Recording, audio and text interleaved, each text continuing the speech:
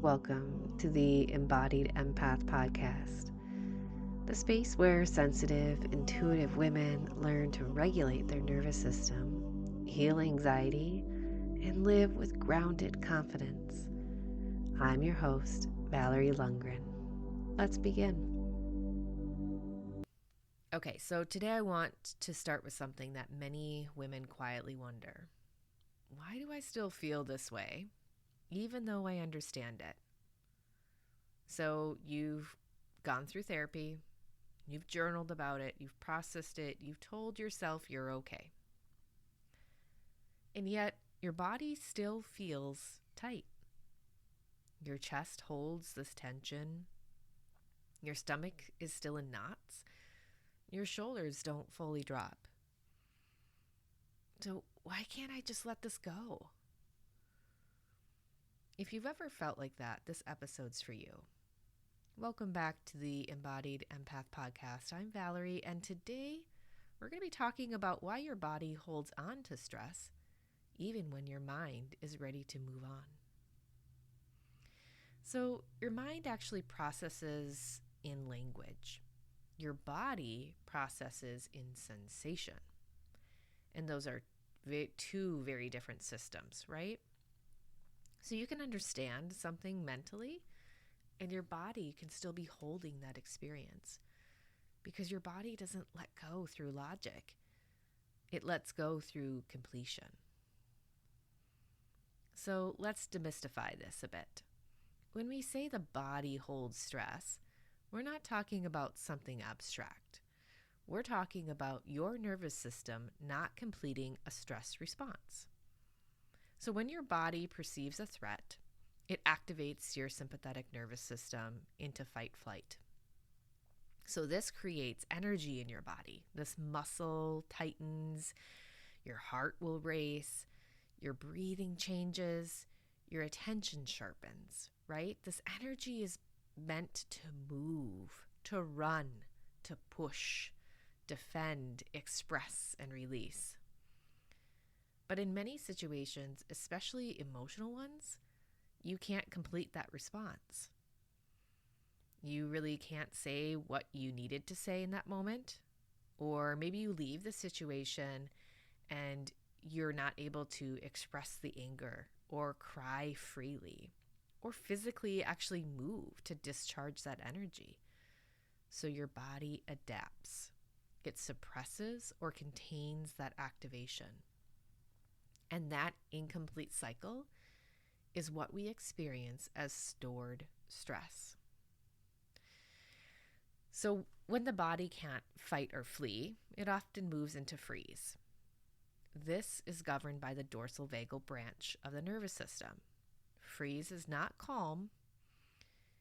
Freeze is this immobilization with internal activation. So from the outside, it might look like being quiet, shutting down, kind of going numb, staring out into space, staying composed. But internally, the body is still holding that energy that never got released. That's why you can feel tight but tired, exhausted but wired, numb but overwhelmed. The system is holding both activation and suppression at the same time. So this is why it impacts empaths a bit more.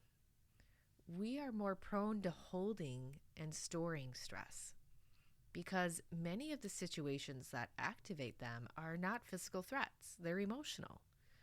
There's tension in a room, someone else's anger, unspoken conflict. There's disappointment and rejection. There's emotional unpredictability. In those moments, the body activates. But instead of expressing outwardly, empaths often internalize. We take it all in. We contain it. We kind of pull it all into ourselves. We process it internally and we stay composed, right? Generally, we're kind of taught that as a survival response as empaths. So the stress response doesn't complete externally and it stays in the body. Now, over time, this creates the chronic tension, the fatigue, digestive issues, anxiety, emotional overwhelm. Yeah, I know, it's a lot. Not because you're doing something wrong, but because your system's just been holding more than it's releasing. So there is this place where people might get stuck and they try to figure it out or think their way through it. But the thinking brain, the prefrontal cortex, doesn't control the stress response. The stress response is governed by deeper parts of the brain. The amygdala, that's our threat detector. And the brainstem, this is our survival response. And then we have the automatic nervous system. So you can say, I'm safe now, it's over, I've moved on. And your body might be like, yeah, I'm still holding this. And it's not because it didn't trust you or understand you. It's just because it didn't have the chance to complete that experience physically. Okay, so you're probably like, well, what does this look like? Completion is not about reliving the experience.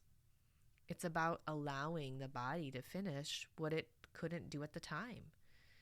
So this might look like shaking your arms or your legs, stretching. You can do yoga or just go into a stretch. It doesn't have to be regimented. Pushing up against something like a wall. Crying. Crying's a great way. Vocalizing, like humming or singing even.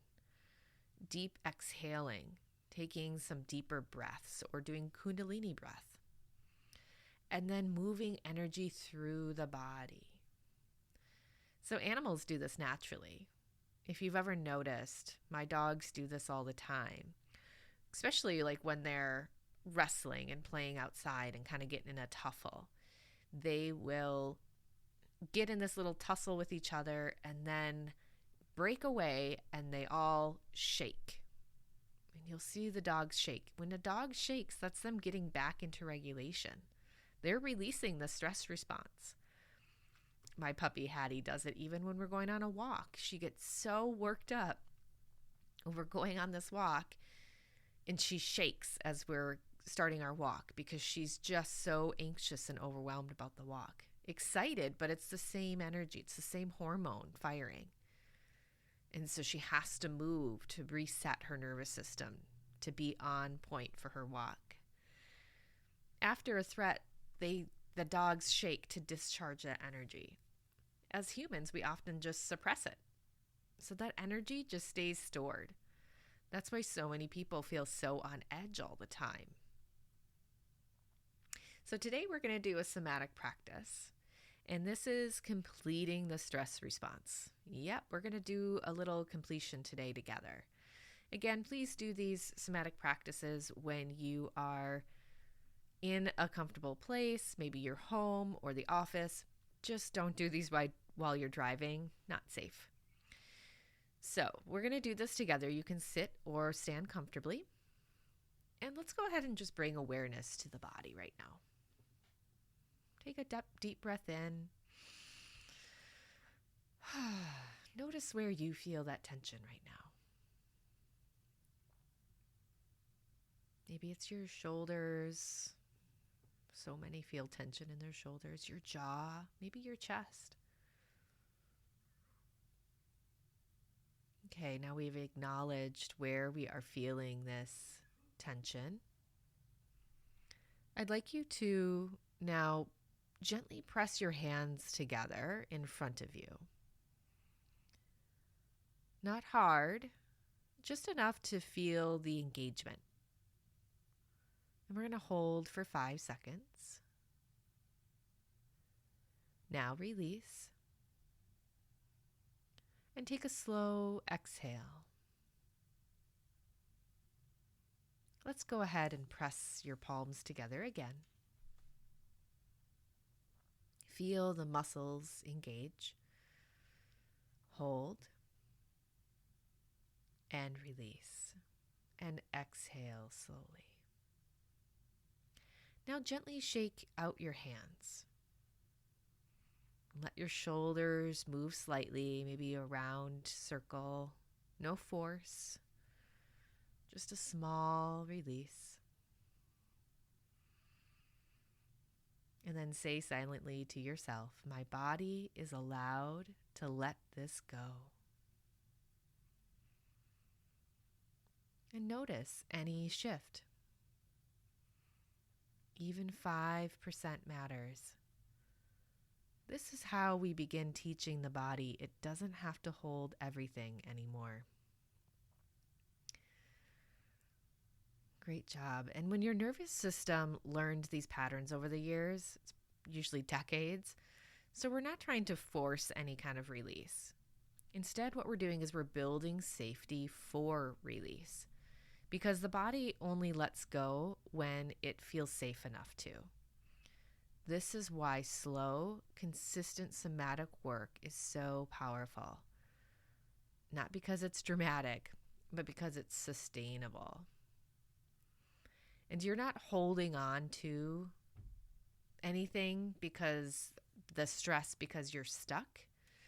Your body is holding on because it just hasn't finished that cycle. So there's a difference. So I want you to recognize that. I know so many of us kind of beat ourselves up over still feeling this tension within our body, and it's just needing completion. And I want you to focus on removing that shame, that your body is not working against you. It's protecting you in the only way it knows how. So if you've been feeling like your body won't let something go, you're not broken. You're incomplete in a process your body is still trying to finish. And that can be supported gently, slowly, and safely. If this episode resonated, share it with someone who feels like they've done all the mental work, but their body still feels stuck. Subscribe so we can go even deeper together. And you can visit my website to download your free nervous system guide. And just know your body is not the problem. It's the place where healing actually happens. I'll see you in the next episode.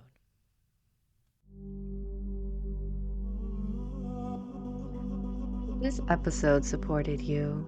Share it with another empath who needs it. And if you're ready for deeper work, somatic coaching, nervous system healing, or my Embodied Reset program, just visit mindfulwellness.me. Your healing is not a solo journey. See you next week.